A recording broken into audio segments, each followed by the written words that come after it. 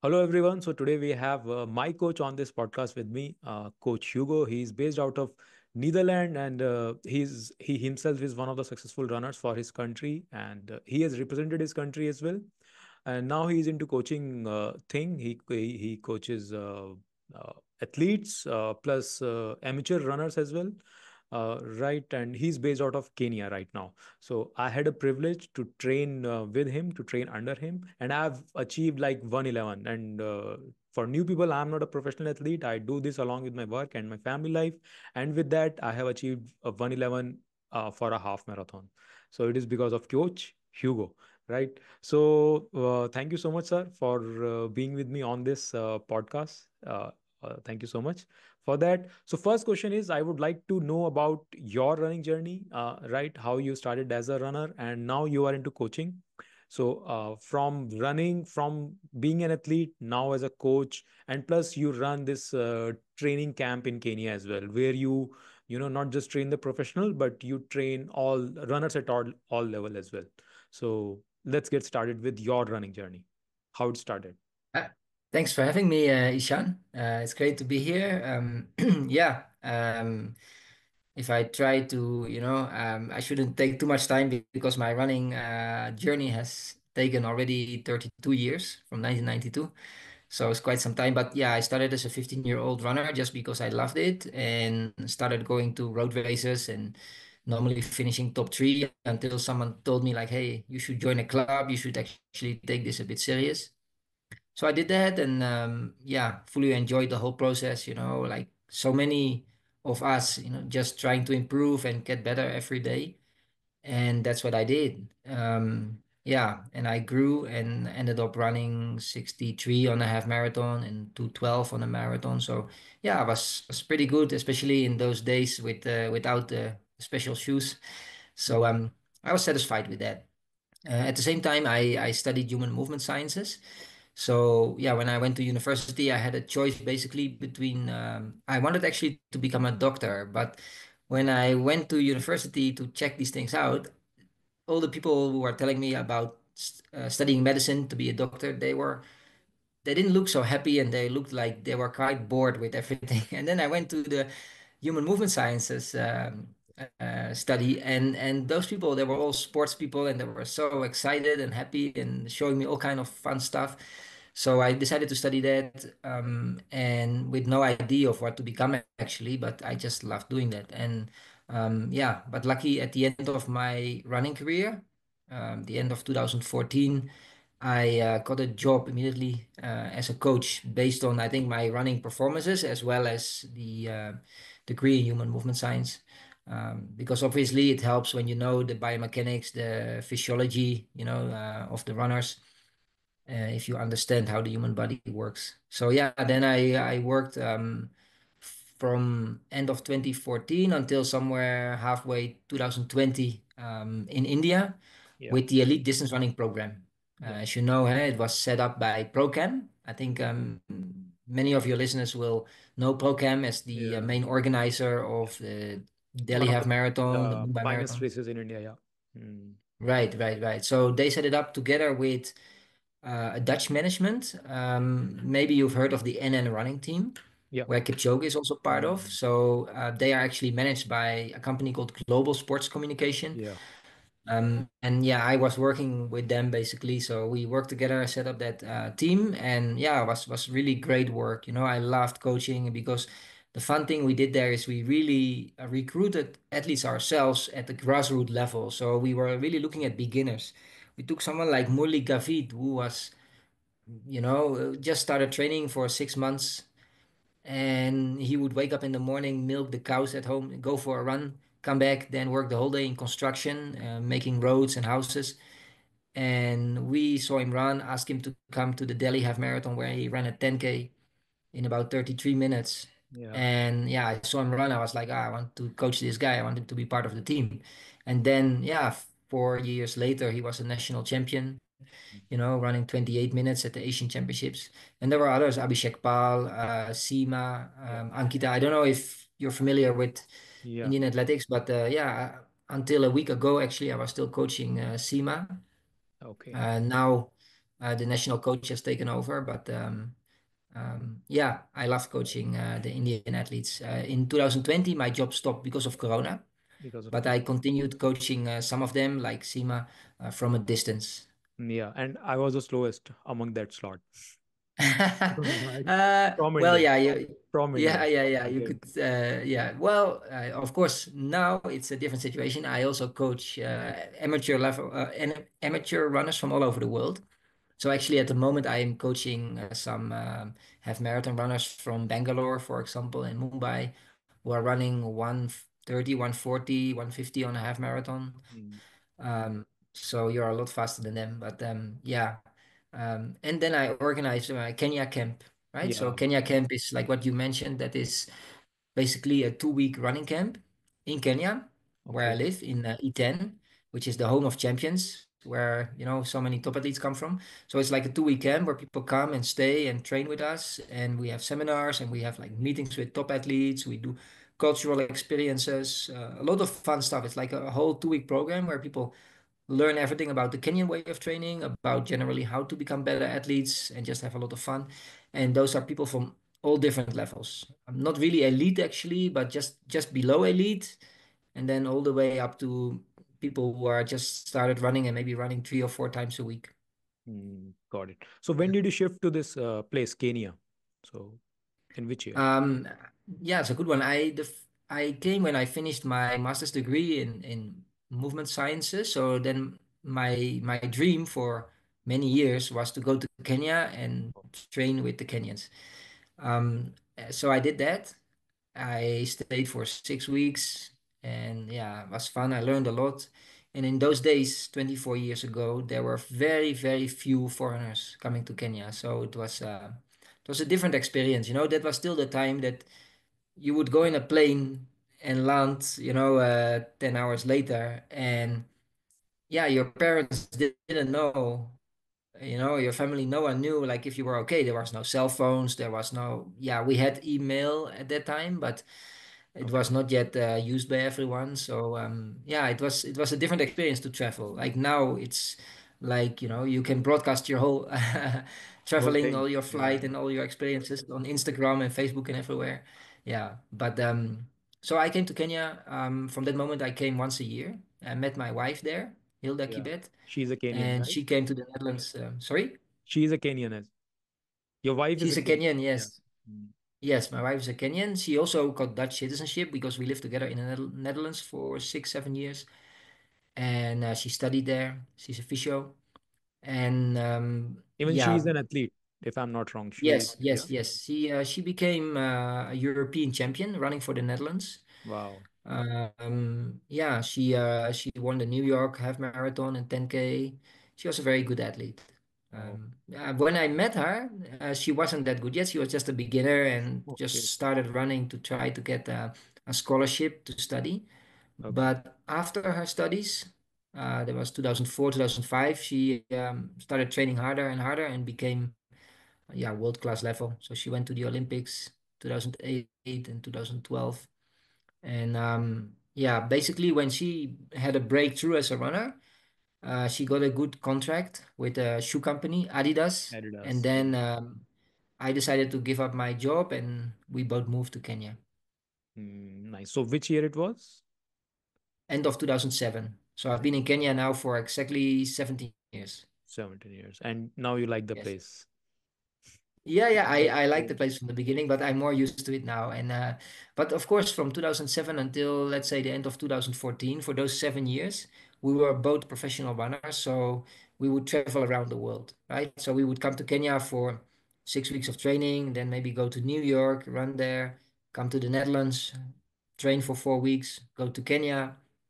Yeah, but from 2015 we have a family life. We have 3 daughters now, and we both stopped running professionally. So now we are like ordinary people. We run for fitness and happiness, Got it. and we focus on our work. Yeah, Got it. Got it. Very nice, sir. Very nice and very inspiring journey, especially as a couple. I mean, for those who are into running, like my wife is into running as well, so it is an inspiration for all the couples and for all the family members as well.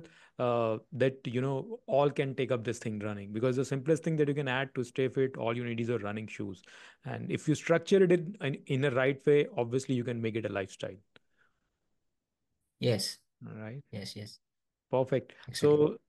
So, right, sir. My next question is, let me just pull out.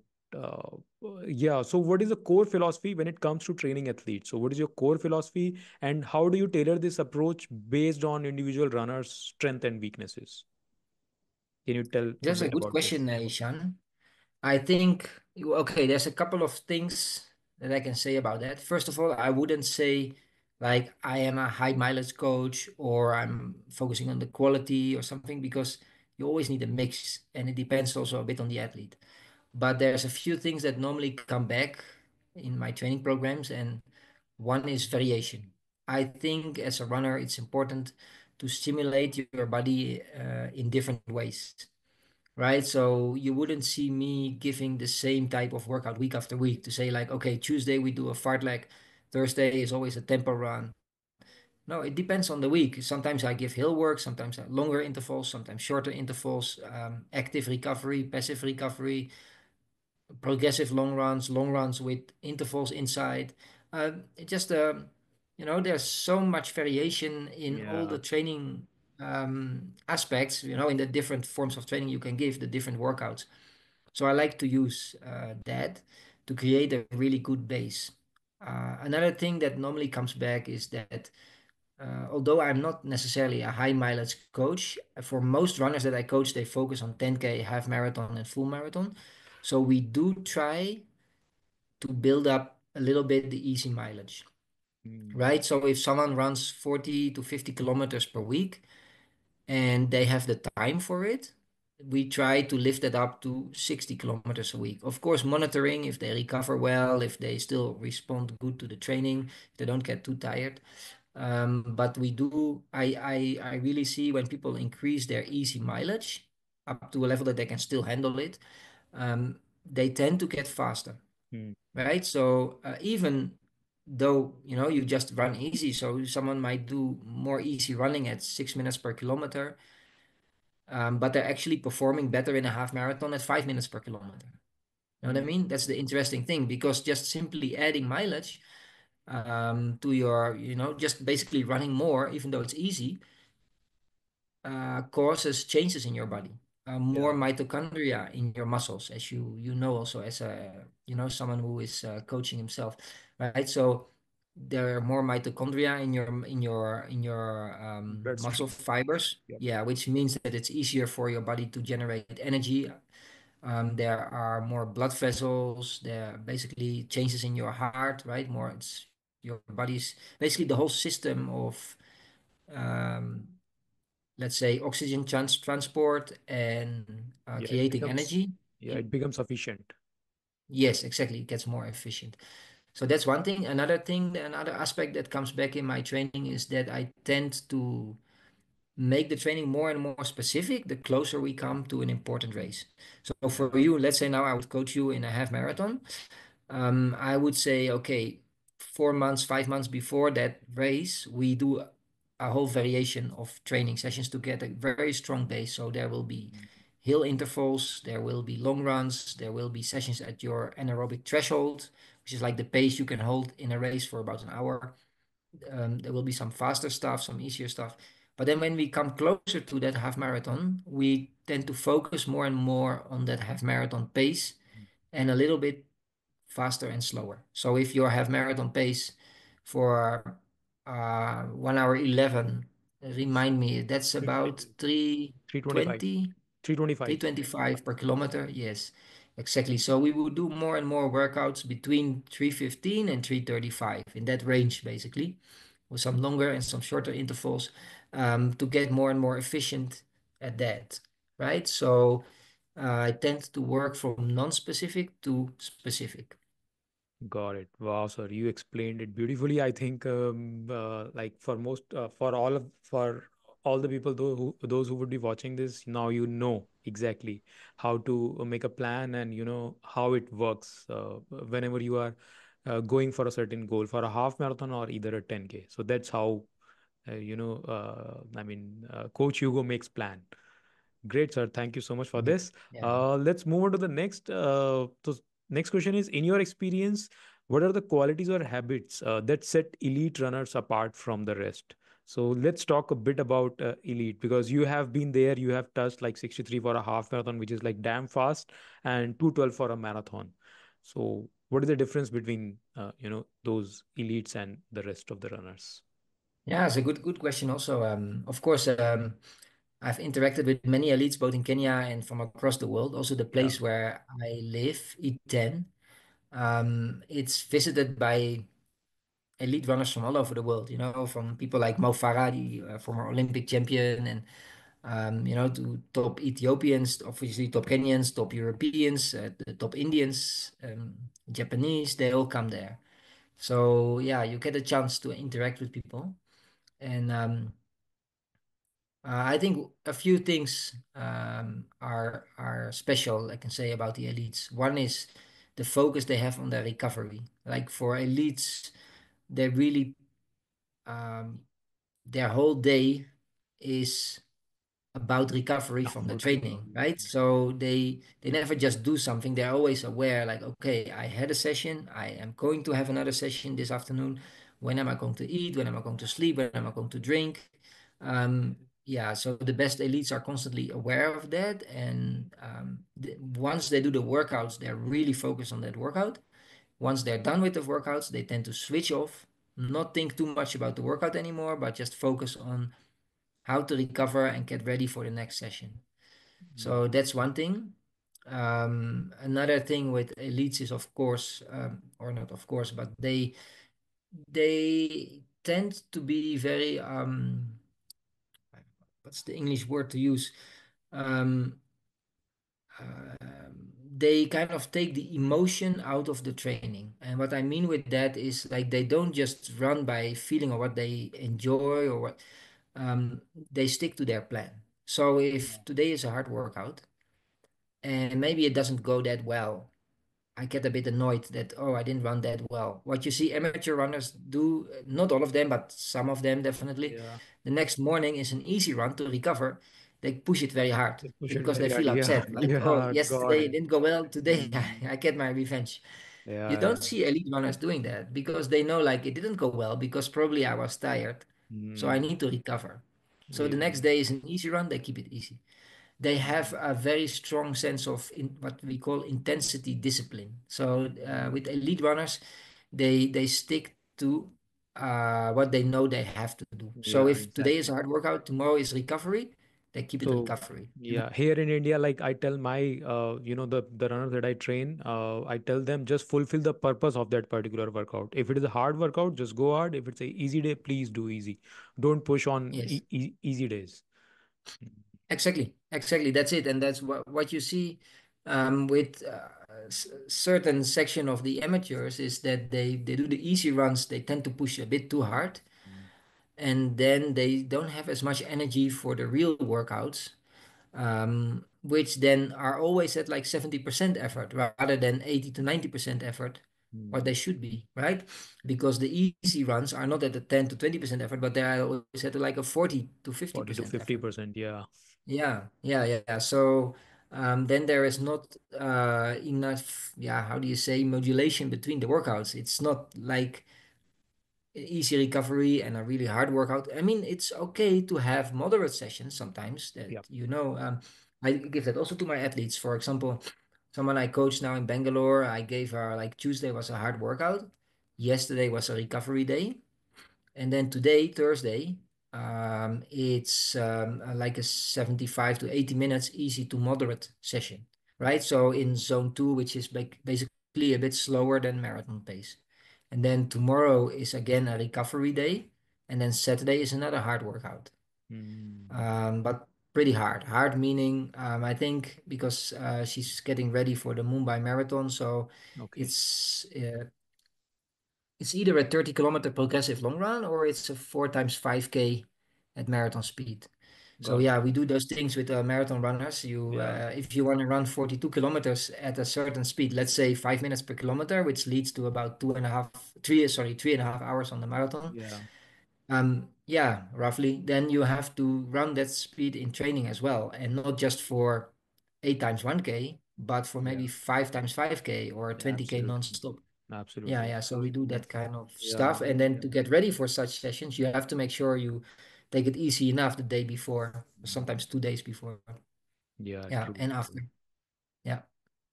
Got it. So I think that's where elites are very good at. They are very good at understanding the purpose of the session, doing it in the proper way without, that's why I say they take the emotion out of it. They don't run by their feeling like, oh, I feel good, I want to push, or I'm upset with myself. No, if it's easy, they run easy. They're uneasy. You mentioned earlier the Ingebrigtsens. Yeah. They are also extremely good with that. Like if they do an easy run and there's a hill coming, they start walking up the hill Wow. because they don't want to get Oh. tired. Oh. Yeah, Is it? yeah, Wow. yeah. This is new for me as And well. then you're surprised, like, hey, this is a world-class runner. Why would he Yeah. walk? Why would he Yeah, walk? like, yeah, yeah, yeah. We don't want to build up that lactate, So Mm. I can say that's pretty extreme. Most athletes don't go up that far, but definitely the intensity discipline is something that separates elites from many amateur runners. Yeah, Mm. yeah. And I don't want to say like all elites are like this and all amateurs are like this because Got it. you find amateur runners who have a really, really good mindset, similar to elite Mm. runners.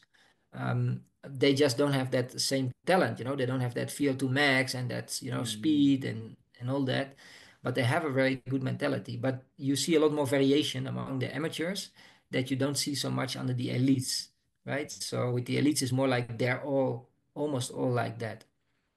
Got it. Got it. Yeah. I mean, this is a wonderful piece of information that you have shared. Wow, loved it. Thank you. Absolutely. Perfect, sir. So let's move on to the next. Next is, what are some common mistakes you see runners making in their training, and how do you help athletes avoid them? So That's a good question. Yeah, there's different types of mistakes, of course, that people make. I mean, generally, the yeah, athletes that I coach, they're very motivated.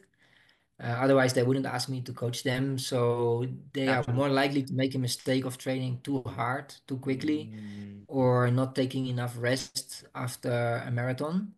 Um, just yesterday, I mentioned in Instagram actually. If your listeners like following me, it's at yeah, Run Coach Hugo yeah. is Sure. I'll my share the link. I'll share the link handle. below this video. Yeah. I just shared with my followers yesterday that, yeah, elites are also very good in this. Like after a marathon or after at the end of the season, even those who didn't run a marathon, but maybe 10K half marathon, once they say now the season is over, they take a break.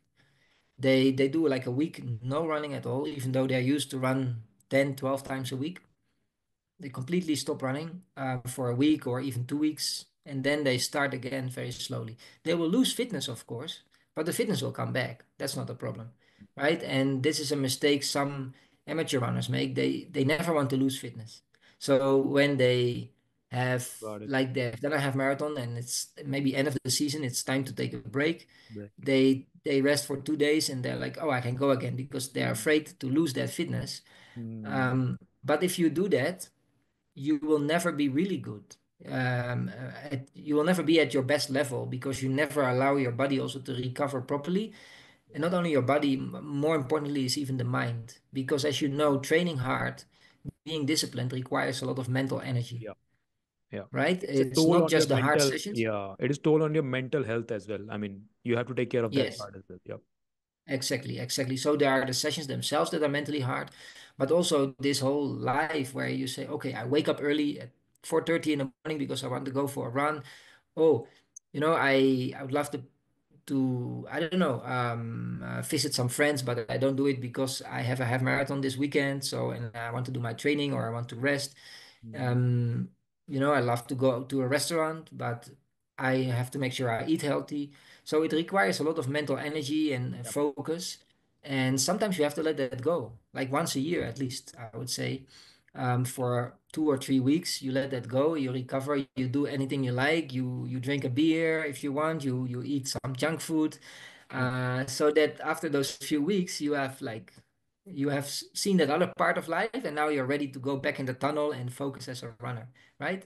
Which doesn't mean that when you're a runner you can never have a drink or have junk food, but I know you will limit that, right? Because you want to do well as a runner. So I think that's one of the things that another difference between elites and amateurs. Elites are really good in that. So like I sometimes tell the amateur runners, if you try to be on top of your game the whole year, you are never on top of your game. You know what I mean? Mm. Because you can't be 100% focused all of the time. So the Yeah. result will be that you're kind of 80% all of the time instead of taking a break, going back to zero. Then it gives you a chance to climb back up to 100. Mm. Um, Got it. so so that's one thing. Yeah, and that's I mean there's different types of mistakes. Of course, I mean some runners they have a Tuesday workout, can't really do it. Maybe they don't have time for it. And then they have another workout maybe on the Friday. So now they move the Tuesday workout because it's too busy. They move it to the Thursday. Got It it. may sound funny for you, but I've seen that many times where and then people do a Thursday workout and a Friday workout 2 times in a row. Yeah, yeah, yeah. And Even then even I know some people in my community as well. There are when they are, especially it happens with the new runners, so they try to change the workouts like that. So yeah, yeah, they don't want to miss it. So they're like, oh, I mm, have time to do it on Thursday. And then I get feedback, someone saying on Friday, I don't know what happened. I was feeling so heavy, my legs were not moving. I said, yes, you did a workout yesterday. So your body is exactly, tired, it needs to recover, right? exactly. So some people still have to learn that. Like, Mm, that's why you alternate harder days and easy days. mm, Um, so yeah. So those are different types of mistakes. Another thing is like preparing for a race, a long race like a half marathon or a marathon, where you get drinks on the way, you fuel, you get a gel, but people don't practice with it, mm, right? So they do their true. training, and then when they go to the race, they sometimes buy new shoes like a week before the race. Big mistake. Yeah, Then they start taking gels or like energy drinks from the stations, the water stations every 5K, and they have not practiced with it. yeah. So they get stomach complaints, Mm. cramps, vomiting. Cramps, end up using Yeah. washrooms and all. Yep. Yes, exactly. So these are things you have to practice. You have to teach your body to get used to that. Got it. And let's talk about a bit about, sir. This is very trending in India, especially with the runners here. They talk a lot about what they should eat during the race and during the practice because when we were training, so I don't eat at all in between. Like we don't eat anything. Like even I run up to half marathon only. So from 5K to half marathon, I never tried like these marathon distance, right? So till half marathon, I don't consume anything. Like I have told you this thing as well. So I don't need gels and anything. Even in a half marathon, I try to, drink only twice. That's it. I don't need more than that. Even the water. Even my feeling when I'm running, if I'm consuming a lot of these things, so I'm disturbing my whole rhythm and my whole zone of running and maintaining all that pace. So I just Hmm. completely avoid. So what are your thoughts on this? I Consuming think you're right gels. about that. Okay. Yes, I think you're right about that. But don't forget, for you, a half marathon takes 1 hour, 11 minutes. Yep. So for those who take 1 hour 40, 1 hour 50, or more than 2 hours, they can consider taking one gel or especially some water on the way or energy drink, especially when Okay. it's warm, right? In India, Mm. it can often be hot. Yeah. So in terms of glycogen, our body takes energy from the glycogen. It's basically our store of sugar inside Yeah. our body. It's Mm. in our muscles, in our liver, and that's normally enough for more than an hour of Mm. running, right? For maybe 1 hour, 1 hour 20, 1 hour 30, depending on how well trained you are. Okay. So you don't really need energy when you're running up to 1 hour 20, 1 hour 30. But when you're running longer than that, your glycogen levels might be finished, which means your body start to use more fat. Fat. So basically, your body will use fat to produce energy, and fat is less efficient. So it can last for long, which is great when you're maybe an ultra runner running for 5 or 6 hours. It's great to have those fat stores in our body to be used, but it uses a lot more oxygen, which basically means that your heart rate will go up, you start to breathe harder, running just gets heavier, right? Mm. So to avoid that, I think if anyone will runs more than 1.5 hour in a race, I would say it's good to drink something on the way, and it's good to practice with that. So there's different types of energy drinks. So you want to have something that fits well for you, works well for you. So some Got it. people love the Morton, others like Isostar, or there's different types. Of course, in India you have Fasten Up, which is Yeah. generally very good. I worked with that as well. Okay. So yeah, you have to practice that. You have to make sure you have a good solution, which normally has fructose and glucose in it. Okay. In good energy gels and energy drinks, they have that because fructose and glucose are basically two different systems that fuel our body.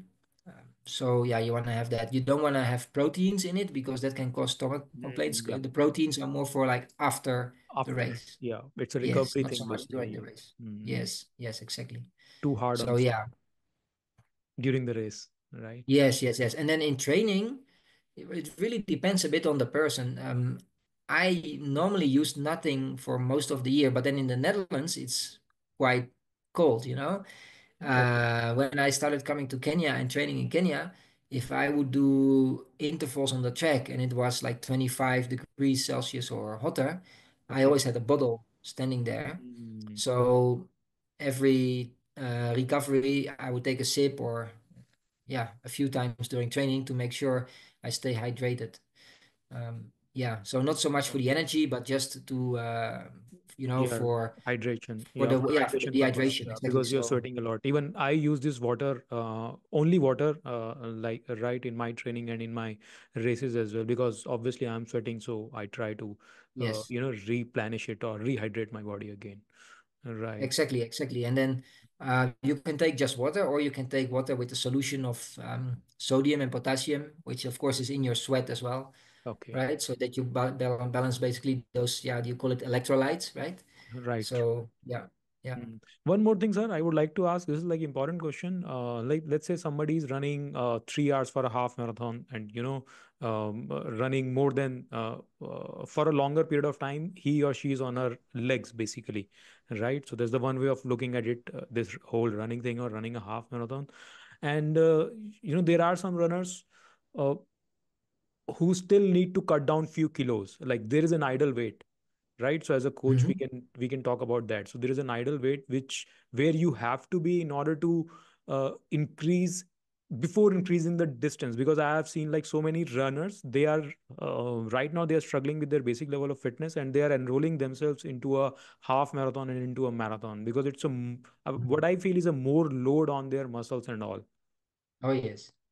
Yes, yes, no, that's true. That's true. There's yeah, of course, some people enter into marathon into running and they kind of quickly want to reach certain goals, whatever, whether it's coming from themselves or they feel like they have to show to their community that they are able to run a half marathon. Sometimes there's that pressure. Even for me, when I was a track runner, people would ask me, "So when are you running a marathon?" I was like, "No, Yeah. I'm running 5K, 10K." They were like, "Ah, you know, come back Absolutely. when you have done a marathon." Absolutely. Right? There's the So, same question for me um, as well. yeah, yeah, yeah, which is unfair in a way because every distance has its own Yeah, challenge, of course. absolutely. So, Absolutely. yeah, yeah, but yeah, I agree that it's first it's important to build up a basic level of endurance and strength as well, because if you're running a half marathon, for example, in about 3 hours, um, yeah, I think it's you really want to focus first on covering 5 and 10K and Yeah. building up just enough strength and basic endurance. Because running for 3 hours, that's pretty demanding for your body, Yep. right? For your muscles, for your joints, your ankles, your knees, your Achilles tendons. So, and then most of the time, the runners that have that level, they're also not strong enough because they have a sedentary lifestyle. They sit in a car, they sit behind the desk, so they miss a lot of strength. So I normally recommend to runners to do strength training 2 or 3 times a week, at least once time in the gym, maybe with pretty heavy lifting of weights, and the other time they can do it at home, just doing body weight exercises.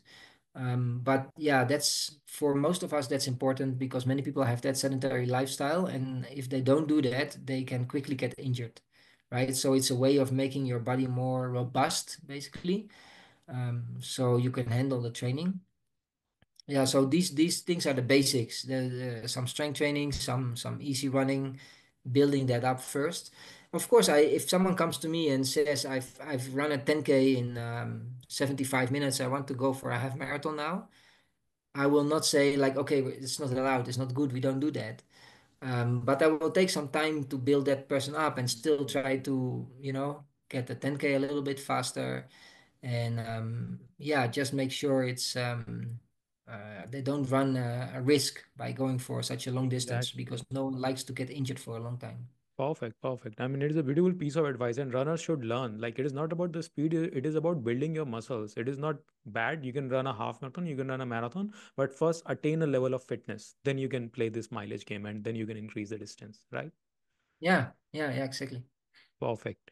Perfect, sir. So let's move on to the next question. This is one of my favorite, and I have to deal with it a lot, especially in India. So next is for beginners, those who are just starting off. How relevant it is to understand these terms like VO2 max, cadence, heart rate, and etc. So, I not super important. I mean, yeah, VO2 max, that is basically how much oxygen your body can consume, right? right.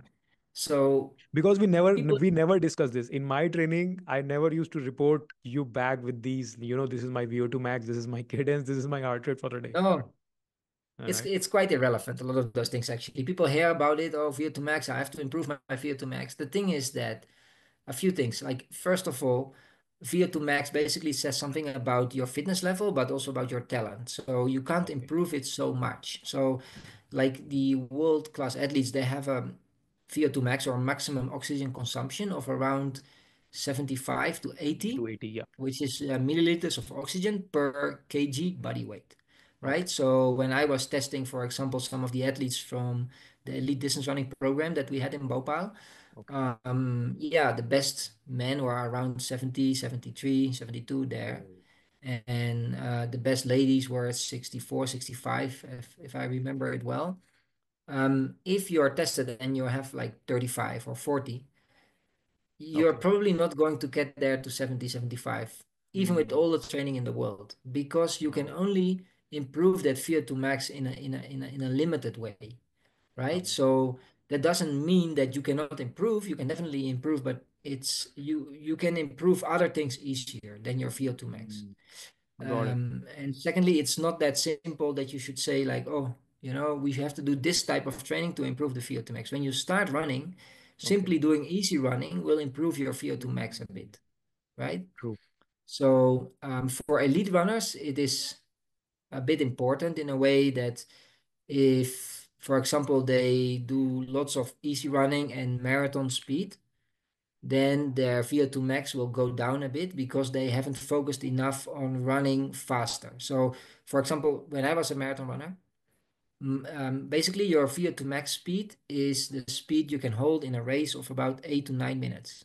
So for elite runners, that's a 3 kilometer race, right? Okay. So if you stay away from that speed for many months, you lose a bit of your VO2 max, which in the end might affect your marathon. Performance. Okay. But for amateur runners, it is less relevant. Still, it's good to do a bit of the faster sessions, but yeah. So about the VO2 max, it's kind of an overrated value in a way because it Mm. it tells you a bit about your talent, talent in a way that the more oxygen your body can consume, the more talent you have. Like the elite runners are at 75 to 80 or even 85. For the men, for the women, a little bit lower. And but amateur runners might be at 30 or 40, and you can definitely raise that with training, but you can't raise that so much. It's only a certain percentage that you can improve that. So it doesn't really help you to be so much busy with that. You just have to go about your training, and your Mm. training will improve your VO2 max up to a certain point. You must have some variation in your training, not just easy running, not just trying to push hard all the time, but if you have that Got it. combination of easy mileage and 2 workouts a week or so, then you'll be fine, right? And then Mm. with cadence, yeah, that's also something, where people say like, oh, the elites have a cadence of 180 per Yeah, minute. so I should, mine is 170. I have to go to 180.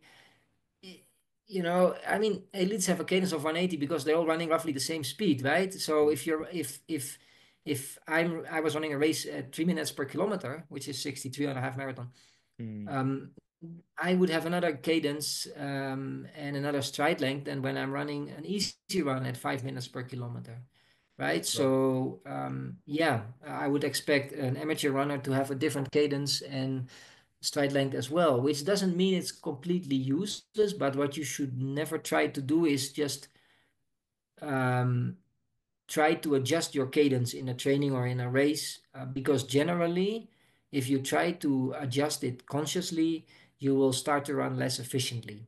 That's Mm, what we know. When they asked runners in scientific research to run with different cadences and different stride lengths, they were all running less efficient. true. Compared with what they would normally do, right? Mm, So if you're, for example, if you're always making pretty small steps, one thing you can do is work on your strength. Work on your strength, mm, make sure your hamstrings and glutes get stronger so you can make a little bit bigger stride length.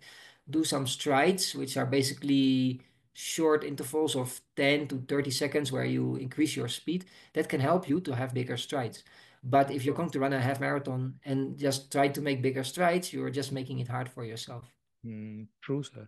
Even, as an athlete, I have improved. Like, started my running journey from 137 for a half marathon. Now I am sitting at 111 for a half marathon. And obviously, when I joined you, I was struggling actually at 114. I was stuck over there, right? So the my Mm.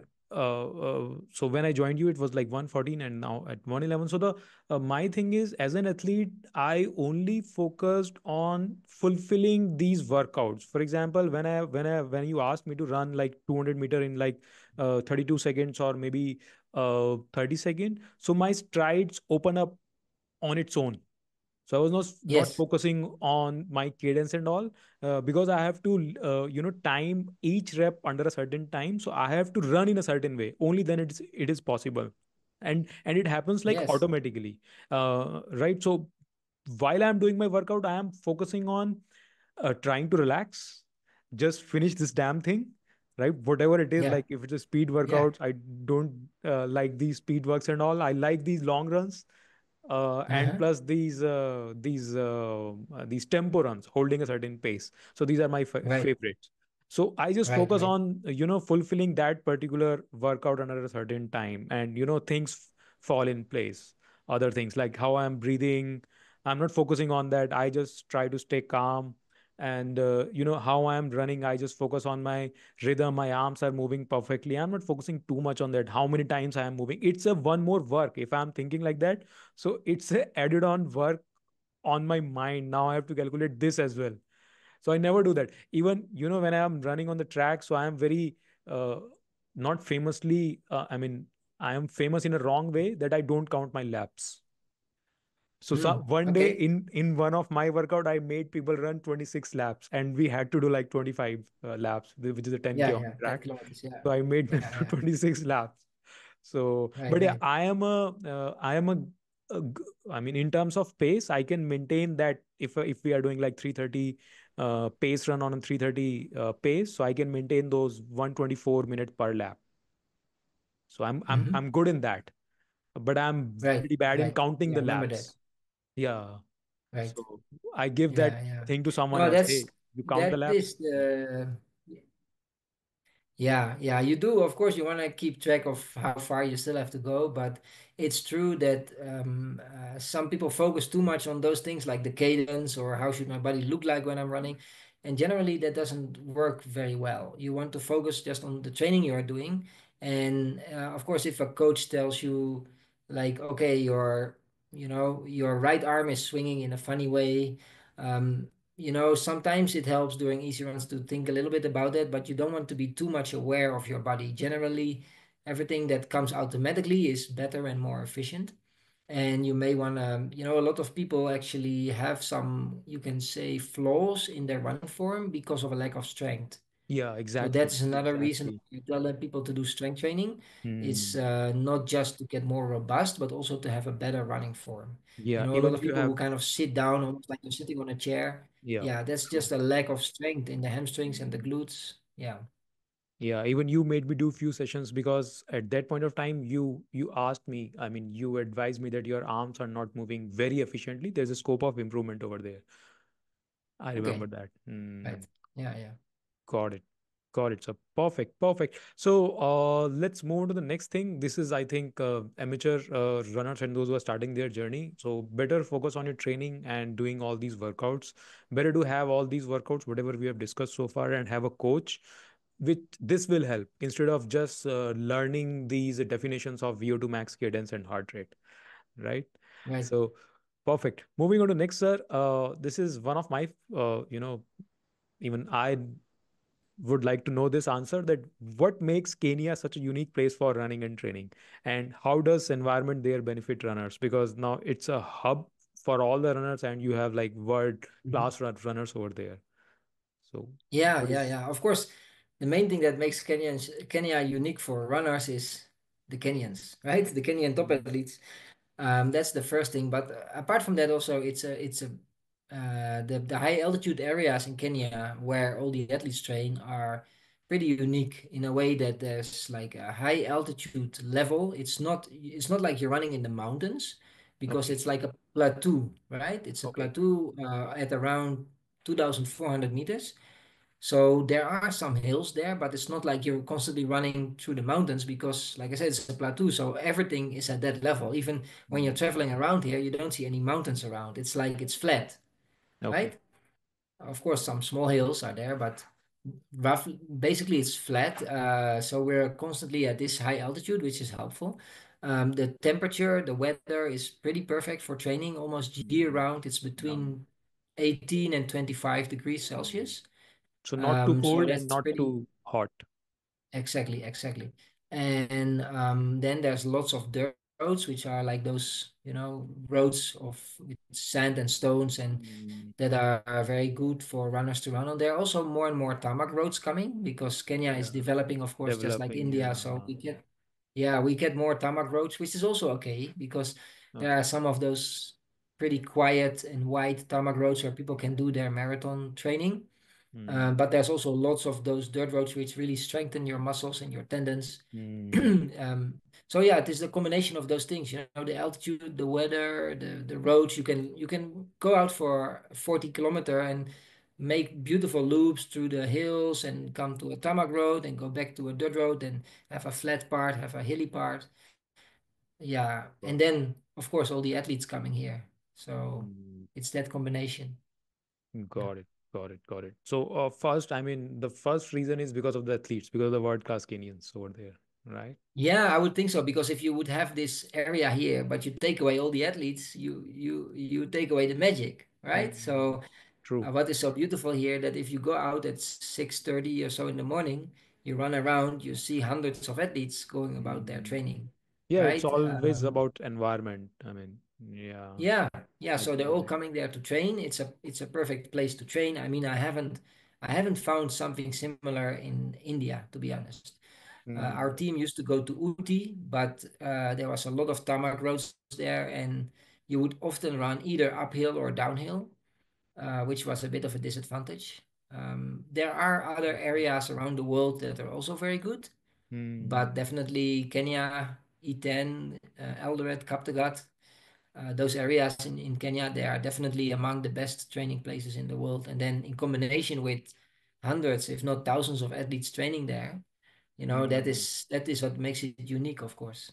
Yeah, that's the beauty. Even, just to tell my audience, I travel like 30 kilometers almost daily to do my workouts. I can do it at my place as well. It's a complete empty roads and all. But yeah, I don't see any athletes. I feel like I am the only one running over here. And when I travel this 30-kilometer apart, where I find all these athletes and all, so it helps basically. Right. Yeah, I can imagine.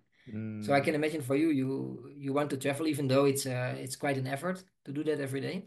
Yeah. And for us, yeah, we just go out of the door and I jog for 5 minutes and I come to a meeting place where there's lots of people normally stretching and either starting or finishing a session. So Mm.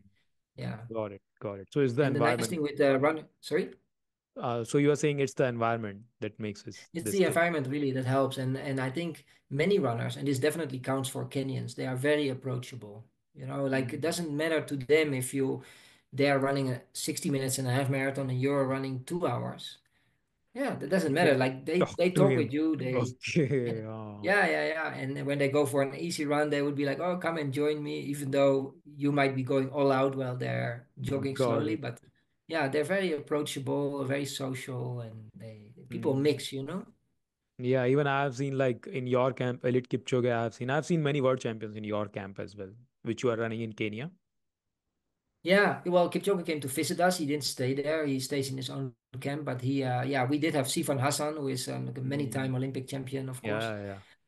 And this She time stayed she made there. a history like winning all these three, right? Yeah, winning the Olympic marathon after bronze in the 5 and 10K. That was Mm. was amazing. But for example, also if people like ultra running, there's another ultra runner called Sorokin. He smashed all the world records in the 24 hours, 12 hours, 100 kilometers. So he Wow. normally comes to our camp in Kenya to train. Wow. Yeah, so many. Very nice. Very nice. Perfect, sir. Yeah. So let's move on to the next with that question. Like you have trained some of the India's best athletes, and what challenges like do Indian runners face, specifically the Indian runners, when we compare to the runners from Kenya and other countries? So what's the Well, yeah, a few things. I think one thing is the weather is definitely challenging in India. I mm, found that, for example, our athletes in Bhopal, um, even I yeah, was there. for sorry? Even I was there. I mean, Bhopal. Yes, Very yes, nice. yeah. For about 6 months a year, it's so hot that you Mm, can't train optimally. Like to make the mileage, to do long runs, even to do like quality workouts, it's hard when it's like 35 degrees or hotter, you know? yeah. So that heat was definitely a challenge. And then of course they're staying in a size center, and then Yeah. there's a lot of bureaucracy there also. So you can't easily say like, oh, it's getting hot. Next week, we're going to a place in the south or in the north where we go to Himachal Pradesh where it's cooler and we can Yeah. train there. It takes like a lot of paperwork, and Mm, you have to start filing those forms like 6 or 9 months ahead, and then sometimes you get a denial. Sorry, we can't come because the budget that your athletes have doesn't match with the budget of like the food budget is not the same. got it. For me, that's all bureaucracy. I feel like these are your top athletes. If I Mm, say today, oh, next week is too hot, it should be that's possible to go there, yeah. right? So that is when you have like a private team. That's a lot easier. Mm, But for most athletes, that's a challenge. That kind of bureaucracy yeah. and the distance of traveling is. India is a very big country, of course. Yeah. So and I think this is a challenge for the runners, probably also for other sports where, for example, you train well. I had my athletes getting really ready for a race, and then they would go by train for about 24 hours in a 24 train. hours, 48 hours. So journeys like that. Yes. Yeah, yeah, it happens like you say, even up to 48 hours. So they would leave sometimes on a, Wednesday morning, and then Thursday evening they arrive. Then on Friday they have to get their bib number. But if you go to the Berlin Marathon or any, even Mumbai Marathon, you just pick up your bib number in 20 minutes, 30 minutes. Yeah. But typically the Indian races, they spend from 8 in the morning until 6 in the evening standing and waiting in a stadium. Mm, They check just their birth got certificate, it. they check their height and their weight, and they want to make sure they're not cheating. They say who they say they are. Got it. Uh, So this process yeah, can be fast enough, right? They can make this yeah, yeah, process yeah, fast, exactly. So right? with those things, I mean, I understand that it has to be there. It's like, Yeah. yeah, But I'm it not is at the blaming same time, anyone. it is not that time consuming process. You can make it a 1 hour thing as well. Should be. Yeah, you can make time slots for people and stuff like that. So what True. what happens is like, they've trained really well, and then they go in the train, they arrive completely exhausted. Yeah. And the next day they spend like the whole day in a hot stadium waiting to get their bib number and everything done. and then they have to perform on Saturday. So they are mentally and physically exhausted, and then you don't get a very, very good performance. So, and this is not one time, this is like generally the case for most Indian athletes. Got it. So, except in those few situations where maybe they have a race very nearby or at their own in their own stadium, City. like if you're training in Bangalore and there's a race in Bangalore, it might be a lot easier. Um, but yeah, that's definitely a challenge. And to be honest, I found it also a challenge where I felt like there was a big disconnect between the athletes and, like you can say, the management, Okay. people in management positions, where the athletes felt like they were not taken seriously by the management, and the management themselves, they kind of looked down a bit upon the athletes. And I didn't feel like the people surrounding the athletes were doing enough to work in favor of the athletes. You know, it was like I feel like when you're a part of, whether it's the Athletics Federation or SAI or whatever, you're working for the athletes, right? And you have to do everything you can to help them perform at their best within your power. Got it. But you know, sometimes you get a feeling that people are there more for themselves, and that definitely Mm, didn't count for everyone. But yeah, it's I felt like it's not like when you have like a private company or a private club. You know, you have a team and you want to make sure that the athletes do well, that they get good food, they get good accommodation, they get mm, everything is well organized.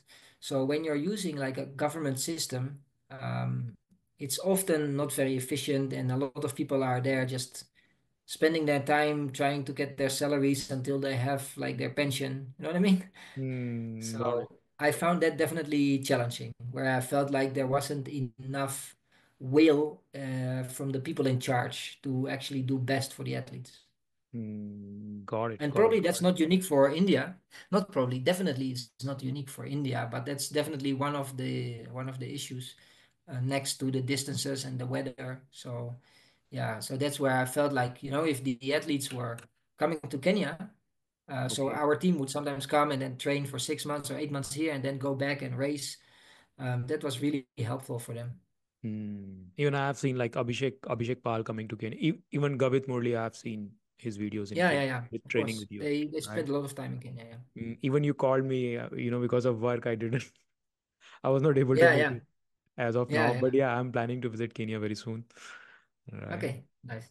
Mm, Yeah. perfect. So that's the case. Otherwise, you feel that Indian athletes, like, do we have that talent which can match up to the world level standards? Because what I feel, like, even I have been with these athletes, I have that privilege. I don't come from athletic background, but I have run these timings, so I have access to some of, I mean, Indian fastest athletes as well, those who are fastest in India. So, do you think we mentally ready for that world level pressure and the championship? Do you think that? Some athletes, they're definitely Okay. not all of them, but yeah, there are more and more Indian athletes who look beyond India. I think another problem that I didn't mention yet that India has is that a lot of athletes, once they reach like a national top level, Hmm. among the top 10, top 20 in the country, they get a job, right? Yep. They with the Yep. rail national railway or something, and they get a monthly salary. Mm, And this, although it is beautiful because it's a way of getting people out of poverty into yep. like a stable job for the rest of their life, Mm, it really kind of kills the motivation of the runners. And not sometimes, all of yeah. them. Yes, Mm, sometimes. Yes, exactly. Of course, some of the best runners that I coached, they had that fire burning from within. They just wanted to be the mm, best they could be, and it didn't matter for them if they got a monthly salary or not. But for many of them, getting that job, getting that position with a national, like railway or electricity or whatever oil company, that was their main goal. So mm. they would run like 14:30 on a 5,000 meter, get that job, and then they are done. And Then they're then done. they Yeah. wouldn't strive to run under 14 minutes, let alone under 13:30, which is what you need to be close to the world top, right? Because they get Right. under 14:30, they get a monthly, I don't know, Stipend. 30,000 rupees or Yeah. something. Yeah. Some stipend. Yeah, Mm, yes, exactly. And then the motivation, the real focus would be really diminished. So I mm, felt like that is really a challenge. And then you can say, okay, the system is fine, but the athletes just have to get that motivation.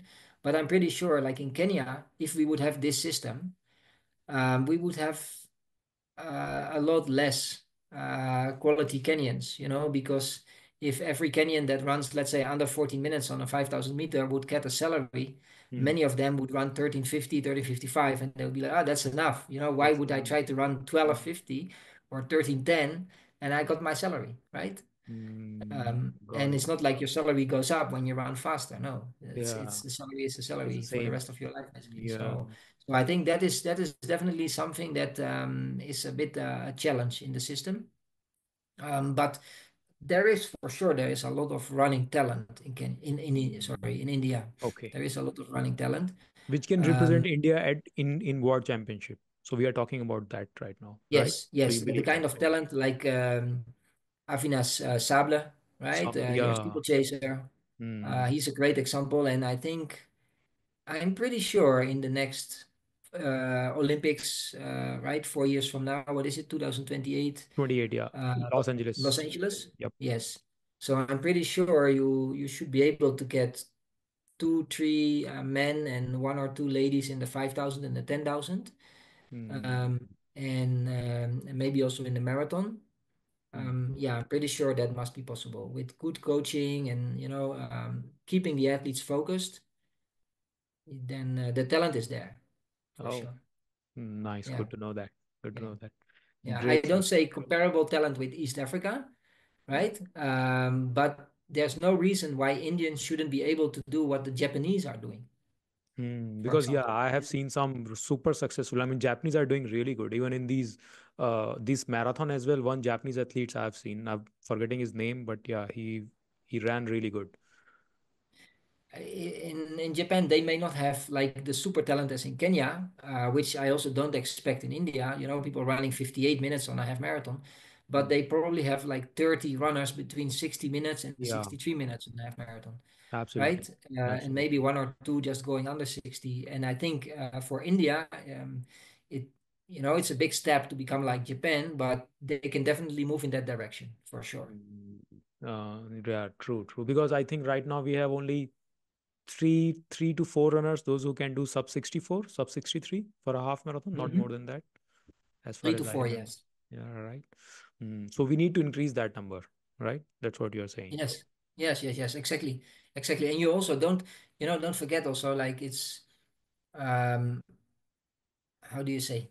You if you want an Olympic champion, for example, in let's say 10,000 meters, which requires someone to run about 26:40 or so in a Yeah. 10,000 meter, Mm. you don't get there if all your runners are running 30, 31 Mm. minutes, right? You need True. 30 to 40 runners running 28 to 29 minutes. And then Absolutely. you will get one super talent coming out of that talent pool. Got So, it. and the same thing, it's in all distances. You don't get someone running under 60 minutes on a half marathon if you don't have like 10 or 20 runners running around 62, 61 minutes, True. True. right? Because you Because it need would that be, competition. Only then you will yeah, push. you need Yeah. that competition, and generally that's how it works. You don't get like one extreme super talent running like 3 or 4 minutes faster than the rest. Mm. You need a good system whereby you have many, many people running close to a world-class level, and then one or two of them will kind of break through that barrier and be at that world-class level. Got it. That's Yeah, that's pretty good and an eye opener. I hope yeah, yeah, yeah. many will learn out of this because even I have seen that change right now. Because when I started my journey in 2016, so 2015, 2016, like running 30 minutes was a big deal in India. I'm Mm. talking about India. Like running 30 minutes for a 10 kilometer was a big deal. Even 64 minutes was a it was our half marathon record, national record, Yeah, it was 64 your national minutes. record. Yes, yes. Right, it's for a national record. So, right, and now I see like so many people running 30 minutes. I am doing my pace run with these athletes. Now it looks very Mm. easy for me. Even I feel like along with my work life, if they are doing it, so at least 30 I can touch, Yeah, yeah, yeah. because I see a lot of 30 minutes runners and I'm already close to that. At least I started training with them. Earlier, it was a Right, dream for me. So right now I'm training, doing my pace run with these athletes. At least some right, workouts right. I'm doing with those. Motivating. Yeah. Yeah, Hmm. Got it. yeah. Got it. Perfect, sir. So, Let's move on to the next question. So, how do you coach athletes to handle the immense pressure that comes with elite competitions? And what mental techniques do you emphasize, if you can throw some light over there? Especially when, athletes are taking part in these world championship and some like national events or something like that. Yeah, I mean, those who qualify for big championships, most of the time they are mentally really, really strong. So you don't have to worry too much about them. Mm, Of course, we do discuss those things, not to be too much on social media, because those things can kind of increase the excitement in a negative got it. way. Um, and then, yeah, I do teach my athletes or coach them to do certain mental training, things like um, visualization. You Yeah, visualize you your told me race, that. your training Mm, sessions, meditation. Which I know is a big thing in India. There's yeah. a lot of yoga, of course, and Mm, related things. So yeah, I love my athletes doing different types of meditation exercises. I feel like it really helps to stay calm and to be focused and to learn the concentration that is needed in a race. Um, yeah, so those are the kind of things. Self-talk, positive self-talk. So like using certain phrases to tell yourself when you're getting ready for a race, when you're running the race at the beginning, at the middle, at the end. So those are things we discuss. Yeah, so there are different mental tools that people use. How much they need it also depends a bit on the person. Some people, when they go to a big championships, they are just more motivated and they're better than ever because that's where they feel like mm, they have been training alive. for their whole life. So, Yes. but Mm, others, they kind of, get a little bit cramped up and nervous. And I mean, everyone is nervous, but for some people it works in a positive way, and for yeah, some it's a little bit true. more in a negative way. So you have to sometimes rephrase that in a bit. So one of the first things I would tell my athletes when they're nervous, when they tell me, "Oh, coach, I'm so nervous," I say, "That's great. That means your body is getting ready for action, True. right? Because that's what Mm, happens when you are nervous. Your heart rate goes up. You start sweating. yeah. That's basically your body getting ready to go fast. To Perform. Yeah. perform. It's Your body's getting showtime. ready Yeah. to perform. Yeah. So there's adrenaline going around. Your heart rate is going up, and that's good because that makes you perform better. So if the first thing is like sometimes to rephrase that, because some people when they get nervous they kind of put a negative phrase on it, saying, "Oh, Mm, I'm nervous, this is not good, yeah. it is not like how I normally feel, and I'm going to True. perform badly." And then I tell them, "No, this is a good thing. You're Yeah. nervous because you care." Yeah. All top athletes are nervous. Like Yeah. some of them are even vomiting before a race. Like, yeah, this happens. At the Diamond League races, at the World Championships and Olympic Games, people are nervous like crazy, Mm, but they accept the nervousness, like they know it's part of the job and that's normal. your Yeah. body getting ready. And it doesn't the nervousness itself doesn't make them emotionally weak or sad or whatever, scared. They Mm, accept it. So that's the first thing, to accept that nervousness and to know like this is just part of performing. Just like if you're going on stage and you have to give a speech to like 2,000 people, you're going to be nervous like hell before you go on mm, that stage, and that's true. fine. Mm, But you have to have the confidence that once you stand there, you know what to do, you know what to say, right? right. So, yeah. So one last thing, like what advice would you give to the aspiring runners aiming to improve their speed, endurance, and overall performance, regardless of their current fitness level? Well, the first advice I would give is like look for a team or a coach. Mm, Like you can join a team, like a running club, right? So that you have fellow runners that you can meet and run with and talk with, and you have a coach who makes your program. And if that's hard for you because there may be no club nearby or they're training on times that are not convenient for you, look for a coach who can guide you. It can be an online coach like what I'm doing.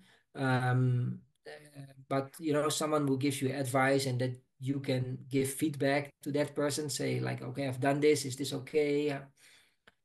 Should I make any changes next time? So yeah, that would be my first advice. Look for a team, a club, or a coach, because I feel like it really helps. Of course, yeah. maybe I'm biased as a coach, but No, that's absolutely true. I mean, whatever that you want to do in life, if you want to excel, you need a coach. As Otherwise, you will waste all the time figuring out on your own. I mean, Yes, uh, yes, yes, exactly. And apart from the coach, just having people around you, yeah, it also true. It helps, right? helps. It So helps. Yeah. people to train Yeah. with, and because a lot of people when they train alone all the time, and then once they train with someone, they're like going faster, and they're Yeah. surprised, like, hey, Absolutely. how come I ran Absolutely. faster now? Well, that's because you ran in a group, and it gets a bit easier.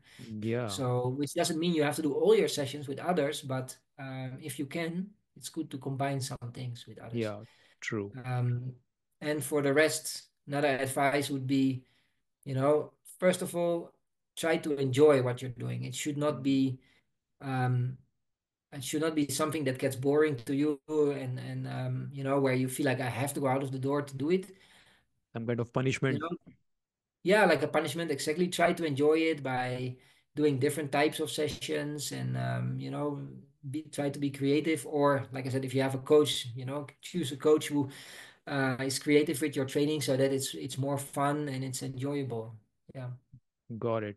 Got it. And one thing like I would like to add in this, like I advise runners especially to maintain their basic fitness level. I mean, that's what is required. If you want to improve, you have to be maintaining your basic fitness and taking care of your diets and your recovery that you have already covered, right? So this Yes, yes, is yes.